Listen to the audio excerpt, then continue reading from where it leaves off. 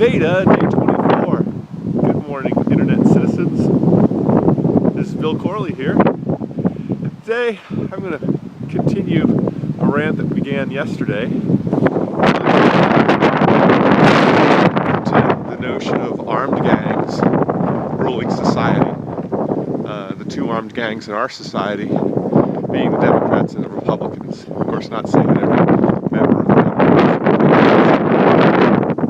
armed. I'm saying that they are the leaders of our country, and they essentially represent two rival fractions that rule over us via the power of violence. And, well, frankly, the power of propaganda, the power of saying things that, on rational reflection, are completely outrageous. Anyone disagrees as quite frankly morally abhorrent or defective in some way.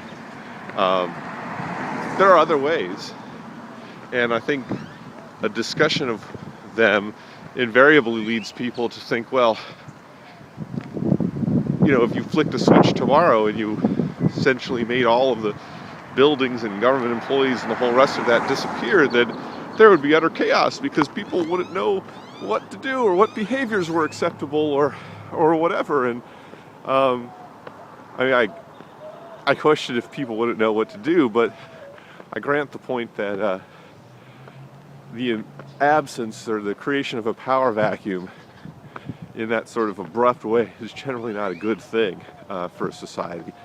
But that's not what I'm talking about, and frankly, that's not what's possible either. You're not going to take a $4 trillion organization and make it go poof overnight. It's got to happen by degrees, and it will happen by degrees because, quite frankly, we are in the throes of endgame for the nation state as a civilizational concept, I believe. What we're seeing in Europe and what the Prime Minister of Japan has said he's going to do with sort of quantitative easing to infinity, and what our own Fed has promised to do.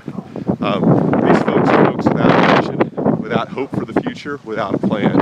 They know it's doomed to hell in a handbasket. They're trying to get as much of their money out and stashed in a safe place so that when the crash that they know is inevitable comes, that they're in a position somehow to ride it out.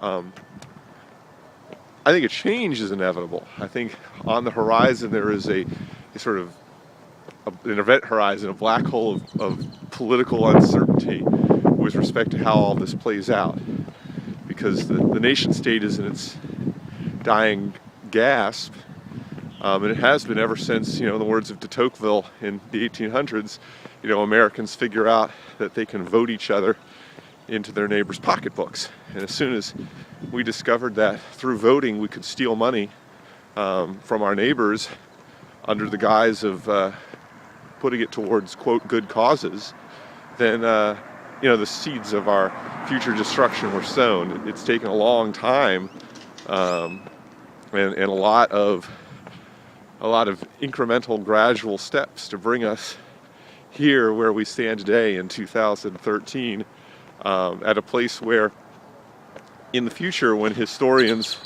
mark the end of the era and say, where did it really begin? I think, you know, it's hard to know where exactly that line will be drawn, but it will be in the past. We've passed it, I guess, is my point. So let me get back to my point. What does this look like? It begins by saying, what is the truth? Which is that only people act. Groups of people don't act per se. Individuals belonging to a group decide to cooperate with one another. Whether that group of cooperation is the family, is a couple of friends, is a larger group of people calling themselves a company or a foundation or whatever, people act individually. And all sovereignty starts with the person, because the person, the individual person, is the only entity capable of independent action and the only entity capable of individual responsibility. Groups of people neither act nor can be responsible. In other words, I can't be responsible for what somebody else is doing merely because I'm in the same group. So if we assume at the beginning the existence of individual action, individual volition, individual responsibility, then it's at the individual level that essentially government occurs. We are each responsible for our actions. So how then do we get along in this world without constantly being at each other's throats or appealing to a third-party bands of armed gangs to somehow force us to get along with one another? Well, in our daily lives, we navigate this pretty well with people that we know, right? Hell, we navigate it pretty well with complete strangers. You know, we don't think about trying to rip off everybody that we come in contact with. In fact, this market society that we generally live in, this hampered market, but a market in many respects nonetheless, is all based on the fact that people can trust strangers, by and large, to do the right thing towards them in transactions most of the time. But again, let me go back to the question at hand. How does this work? I think the way that it works is that each individual person essentially has to declare their own constitution, by which I mean has to declare publicly in a written format what code of conduct they're willing to be bound by. Now you might say, okay, well, first of all, what about kids or the incompetent or whatever?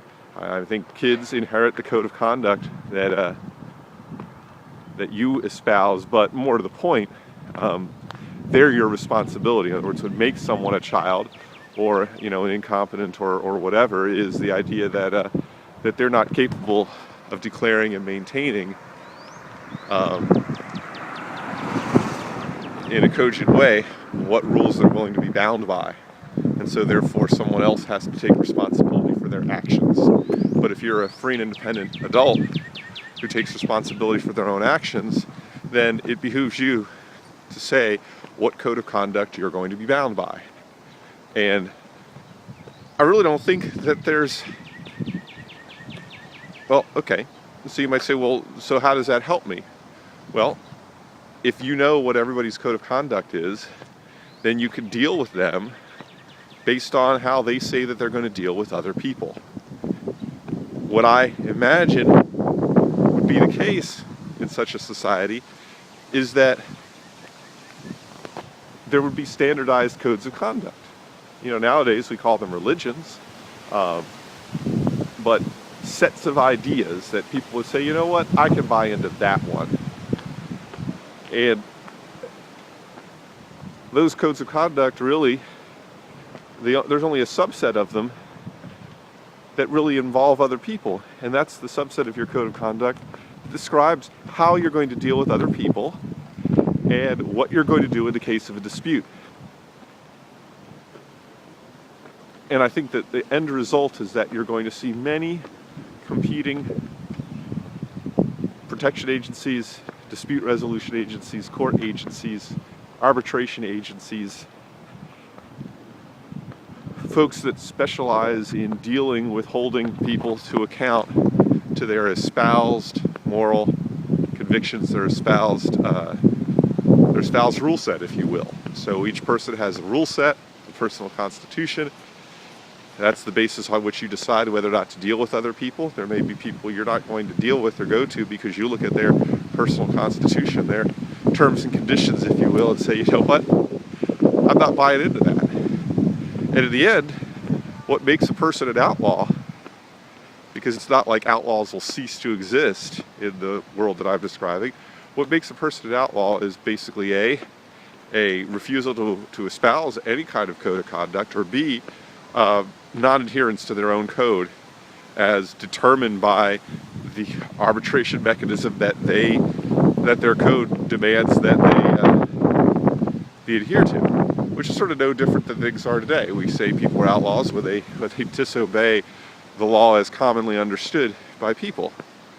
So there's a lot more that I could say about this topic, and that over subsequent conversations I will, but I think it begins there. It begins with how people deal with each other, is that each person is recognized Each adult independent is recognized as an individual sovereign who declares a rule set to the world at large that includes provisions for how conflicts are going to be resolved in a peaceful manner. And then people choose to deal or not deal with one another on the basis of the compatibility of rule sets.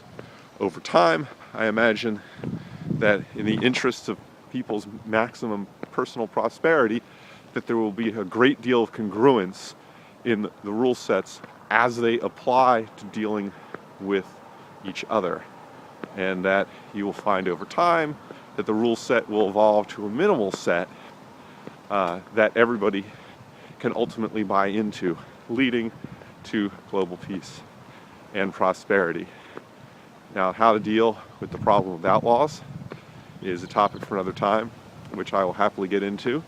But that's it for me. Standard 2 requests: A, hit the subscribe button below, and B, give me a comment. Tell me what things you'd like me to hear about. Hell, poke holes in my argument.